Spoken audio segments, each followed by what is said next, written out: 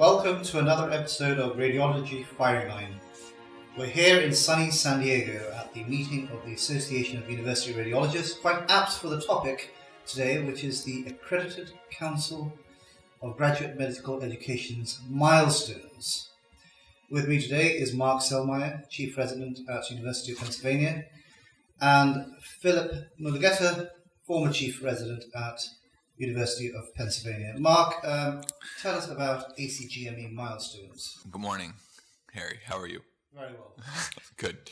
So, ACGME Milestones is an important it's an important thing that has been recently passed down to all the different residencies. So from orthopedics to radiology to urology to OB-GYN, and ACGME Milestones for us is a way to track our progress through our residency. So you mean my saying Mark Sellmyer is a good lad with a good eye and a good personality is not good enough? No, I think that still is important. And if you were to say the opposite, that Mark Sellmyer is not good enough, that would carry a lot of weight. But I think in terms of developing a list of things that a resident should be capable and competent of by the end of their residency, Milestones accomplishes that list. Give me an example of a milestone, Mark. So at our hospital, we were routinely not very good at doing lumbar punctures as residents. And some of you out there may be shocked at that, because at your hospital, all of the residents do 99% of the lumbar punctures, and by the time they're done, have done something like 100 or 200 of these procedures. And for us, it was really a fellow-driven procedure. Like, the neurofellows that were on service would get a ton of procedures, but the residents themselves, when they left, they weren't very good at it. And so having a milestone that says, okay, you need to click off 3 lumbar punctures by the time you're done, well, that may be just, a small token of what it really takes to be competent at the procedure. At least it raises the awareness of that lumbar punctures need to be done by residents, and the faculty and the fellows need to understand that it should be turfed to the residents at some times. Okay, so you see a positive benefit. I'm not sure there are negative benefits, but you see a positive benefit of doing of having milestones by having a codified minimum standards. Philip, what is your view about the milestones? I think milestones and their entrustable professional activities, where each step on being a competent doctor is broken down to its supposedly first to 10th step, and it's made into a checklist, is very enticing for a data-driven research project. But it's not the way we educate future leaders, researchers, and residents. We're still very much an apprenticeship model that requires the development of a physician from someone new to the field to, after adequate training and supervision, transforms into someone with autonomy, judgment, and skills to practice independently. And there's nothing magical about 3 lumbar punctures to make you competent. I think that's not how medicine practices. If I was competent in lumbar puncture now, if I don't do it 4 years, 5 years in a row, then I probably need a refresher. And that is the insight you require from a mature physician, not a series of checklists that look great on paper and can be aggregated on a giant Excel sheet. Well, tell us what you really think about milestones, Phil. So Mark, you clearly disagree with Phil's characterization. Okay, I mean, I agree with Phil. I don't disagree, but I think that if you're gonna, a lot of this talk at AUR this year is about using tools effectively.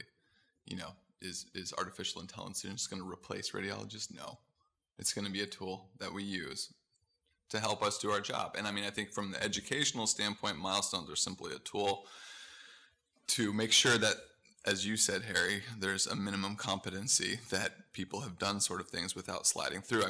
From a more punitive view, it can be something that's used to say, look, this person did not do this, and they should be remediated, or they should go back and do that again.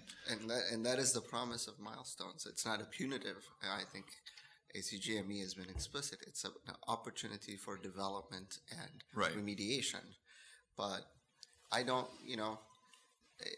in its face, I have troubles with that thought because the radiology milestones, for example, have nothing to say about competency in chest X-ray interpretation, competence in CT head interpretation.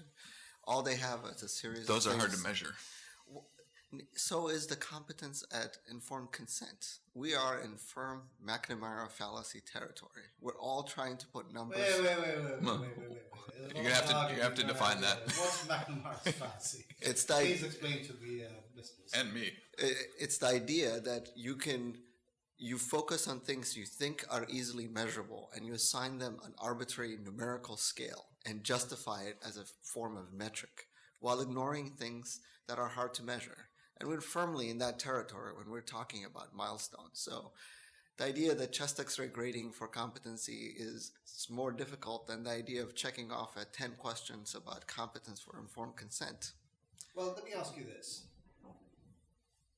If you didn't have the milestones, how would you have picked up that lumbar punctures were not being done adequately? That's a great question. I think curriculum objectives, case logs are all things that GME education programs have had for decades.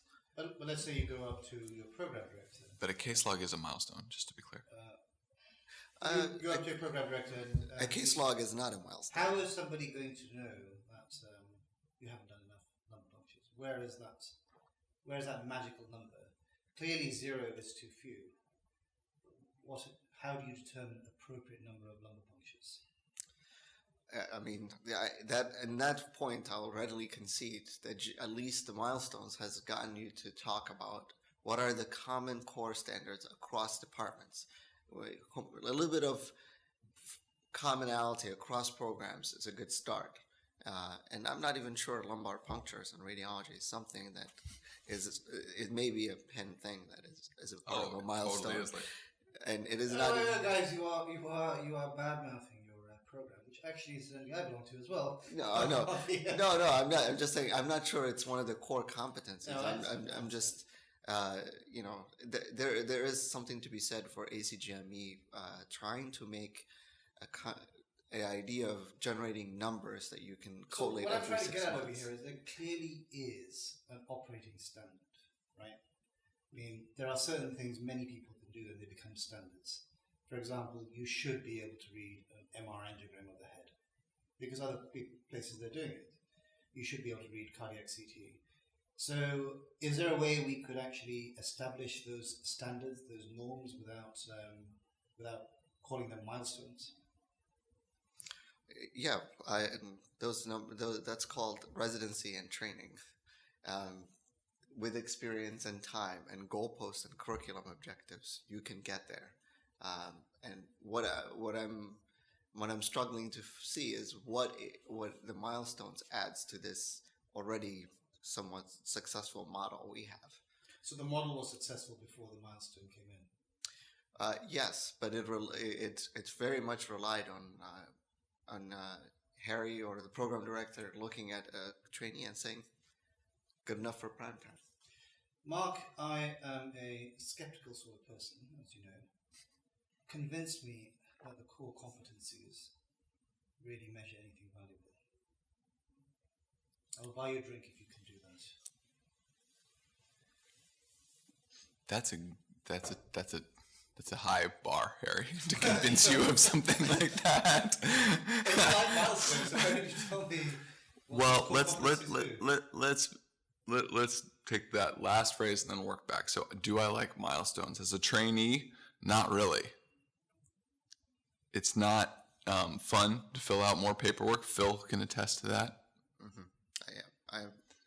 I'm pathologically allergic to filling out check forms. I would prefer that my attendings say, subjectively, Mark is capable at barium, Mark is capable at CT, Mark's capable at MRI. Well, I put it slightly differently. I say Mark is not incapable. Yes, classic radiology. To go back to try to convince you of core competencies, I think that building curriculum and testing upon that curriculum is the basis of education. And, you know, if there is just a subjective measure of what are objective sort of things, can this person do this task? I think it's hard. It behooves, as I said before, the program, the residencies, all of the ACGME to have doctors that have check some boxes, you know, through the course of their time, rather than just saying subjectively this person's ready for the field. Okay, so but to be precise, I mean, I think that Milestones were brought at the idea that we need to prove to our funders that we are good shepherds of GME money for training. That's true. And while I'm not advocating a Wild West of old boys network nodding and saying, it's good enough. Yeah. We're good to go. We do have substantial overhead. I have sat down and thought about all the things a trainee has to do to prove that they're competent, and that involves anything from your MQSA letter, your AHA cardiac logs for certification for CT reading. You have to get your minimum logs for number of studies read. You have to write self-reflections. You have to do ACLS training. You have to pass the boards. You have to maintain certification. You have to do PQRS. These are all measurable and trustable activities that we can say our residents are achieving on their way to competence. So, Phil, in essence, what you're saying is that you're already over-regulated, and regulation is not your prime problem. And Mark, what you're saying is that the jungle is dark, and the ACGME milestones are a torch. So I'm going to close very soon. And Mark, I want you to tell me something you don't like about milestones very quickly. And Phil, I want you to tell me something you do like about milestones very quickly. So starting with Mark. Well, aside, from the paperwork and probably the burden upon our professors as well to fill out all the paperwork saying that we did such a thing as a lumbar puncture.